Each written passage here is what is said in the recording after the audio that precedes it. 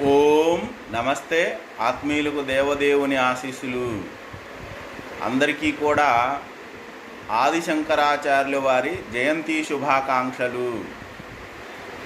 కృష్ణం వందే జగద్గురుం అని జగద్గురు స్థానం మహావిష్ణు స్వరూపమైన శ్రీకృష్ణ పరమాత్మకు చెప్పబడింది. కృష్ణస్తు స్వయం భగవాన్ అనే అంశం కూడా ఆయనకే వర్తించుద్ది. ఆ తదుపరి కాలంలో జగద్గురు స్థానం అనేది ఆదిశంకరాచార్యుల వారికి వర్తిస్తుంది. ఎందుకంటే ఈయన చేసిన రచనలు, భాష్యాలు, స్తోత్రాలు అనేకం ఉన్నాయి కనుక.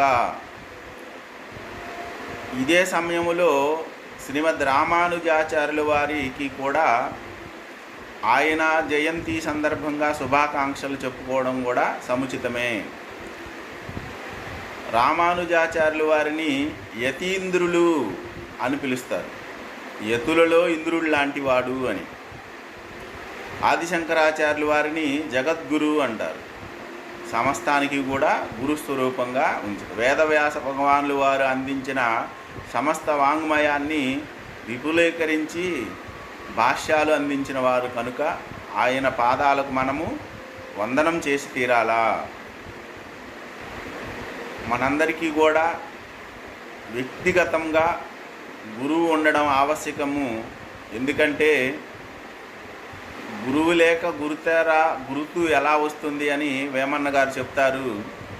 గ్రంథాలలో ఉన్న రహస్యాలను వివరించి చెప్పడానికి మనకి గురువు యొక్క ఆవశ్యకత ఎంతైనా ఉంది.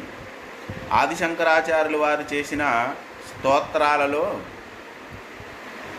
నృసింహ కరావలంబ స్తోత్రం ఒకటి, కనకదారా స్తోత్రం ఒకటి చాలా ప్రసిద్ధి చెందినవి. వీటిని భావార్థ సహితంగా మనము నేర్చుకోవాలి.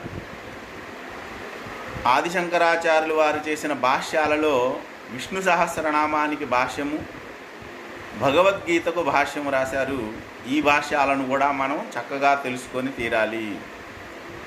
తదుపరి మనీషా పంచకము అని, నిర్వాణ షట్కము అని స్తోత్రాలలో ప్రసిద్ధమైనవి. వీటిలో ఎంతో రహస్యం దాగి ఉంది. వాటిని కూడా భావార్థాలతో సహా తెలుసుకోవాలా. మరి ముఖ్యంగా భజగోవిందం స్తోత్రం, ఇది చాలా ప్రసిద్ధి చెందింది. జీవిత సత్యాలను తెలియజేస్తూ మనల్ని ఆధ్యాత్మికత వైపు నడిపించగల మహత్తరమైన స్తోత్రం ఈ భజగోవింద స్తోత్రము. ఆదిశంకరాచార్యుల వారికి మరొక్కసారి పాదాభివందనం